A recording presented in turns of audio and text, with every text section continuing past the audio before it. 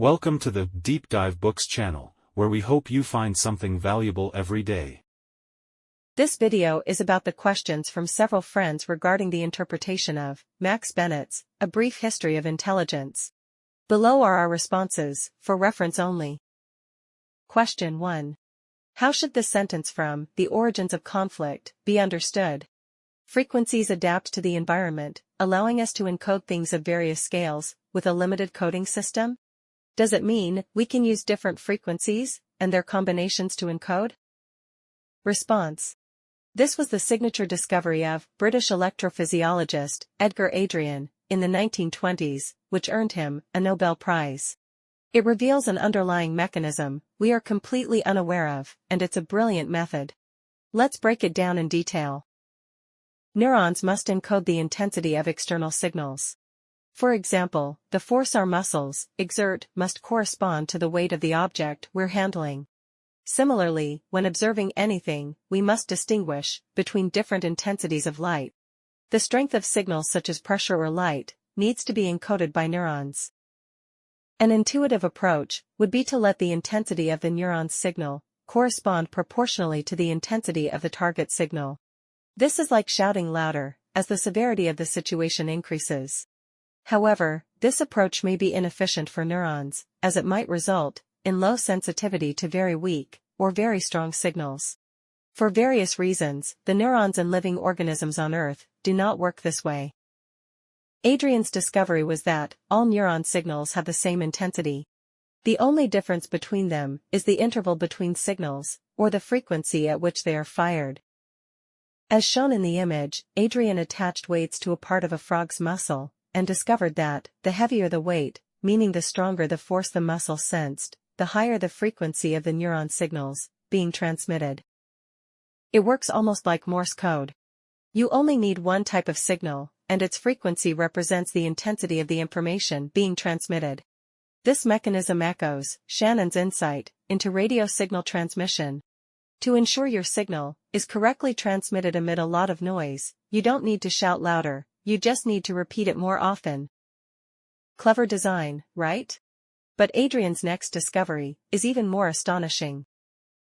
The highest firing frequency for neural signals can reach up to 500 times per second, and the lowest is 0 times. Imagine you're in a room with the lights off, watching TV. To see the image on the screen, your brain must encode different light intensities with different frequencies. You might encode the black hair of a character on the screen with 10 signals per second, their blue clothing with 30 signals per second, and the light in the room with 200 signals per second. So far, so good. Now imagine you step outside and see a real person along with the sun.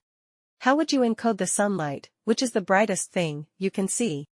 Would you simply scale up the signals? Objects in sunlight are hundreds of times brighter than indoor objects, and millions of times brighter than those illuminated by moonlight. If you scaled up proportionally, that clothing would need to be encoded at 3,000 signals per second, far beyond the neuron's capability. Adrian discovered that the relationship between neural signal frequency and signal strength is not a strict proportion. A neural signal of 300 times per second indoors might make you perceive a piece of paper as bright, while outdoors, the same 300 signals per second could make you perceive a stone as bright. And that brightness could be 100 times more intense. To neurons, brightness is relative. Neurons are more concerned with changes in signal strength rather than absolute values. The first time the neurons in the frog's muscle encounter a weight, they encode it at 100 signals per second. The next time they encounter the same weight, the frequency drops to 80 signals per second. On the third encounter, it drops further. The neurons are automatically adjusting their perception. This process is called adaptation to the environment. This is likely the underlying principle of habituation we discussed in earlier episodes. Since habituation happens at the neural level, it's irreversible and not subject to the brain's will. Question 2. How does an MRI show that a mouse is imagining itself eating a banana? Response. In the sensory cortex of the brain, every sense, such as vision, hearing, taste, and touch, has its own corresponding area.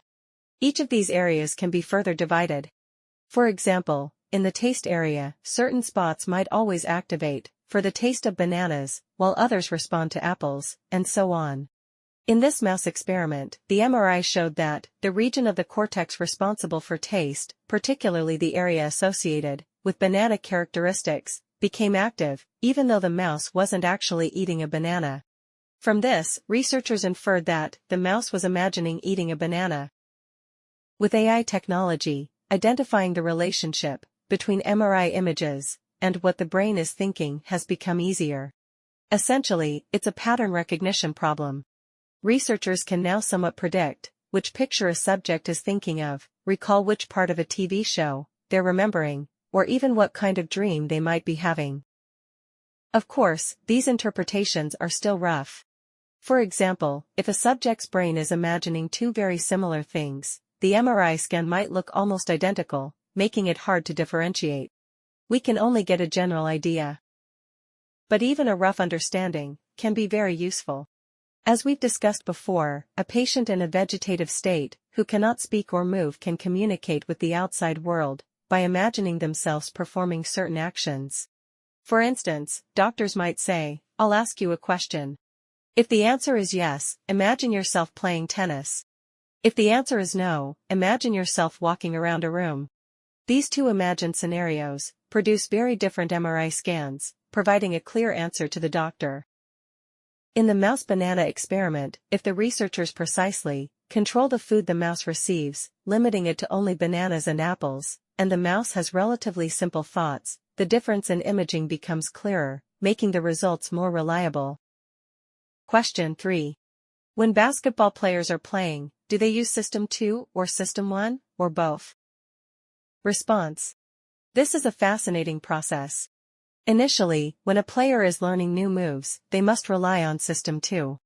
Their prefrontal cortex, premotor cortex, and motor cortex all get involved in simulating and planning the action. When to shoot, how to position their hands, and how much force to apply. After repeated practice, once the player has mastered these actions, their neocortex steps back, and the basal ganglia takes over, making the movements automatic. This is when System 1 comes into play. It's similar to learning how to ride a bike. At first, it's a conscious effort, but once mastered, riding becomes automatic. However, here's an important point. High-level athletes cannot rely solely on System 1 during a game. You don't want to be overly automated. You need conscious involvement in your actions. For example, when professional players take a free throw, even though it's a basic, controlled action, they still dribble a few times to focus before shooting. This requires System 2. In open play, when facing defenders, players need to quickly evaluate 2 or 3 passing options, not just pass instinctively, which again requires System 2 thinking. But System 2 also shouldn't take over too much. Overthinking leads to stiff movements. Just like a singer who focuses too much on vocal technique will sound unnatural. The secret to high-level performance lies in balancing conscious and unconscious, in finding a middle ground between action and inaction. System 2 should stay alert but not overly interfere. This is the purpose of deliberate practice. You need repetition, but only within the learning zone. The goal is to make the action somewhat automatic, but not entirely automatic, like a mouse pressing a lever out of pure instinct. You want to master the movement, while retaining a sense of control and freshness. Question 4. African gray parrots and Amazon parrots can also learn by imitation and plan ahead, right? They don't just learn languages, but can use them for communication. So, are they outliers among birds, or do birds share common traits with mammals and primates? Response.